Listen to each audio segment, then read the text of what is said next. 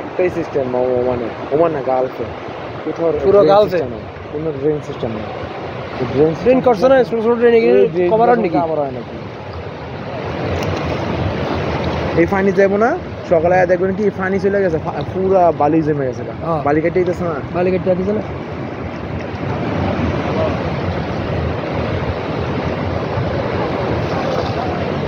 main তো MB নাই ফেসবুকে তো লাইভ দিয়ে নিতাম না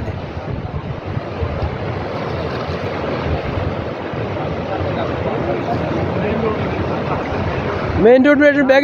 इन बैग इन विदाया विदाया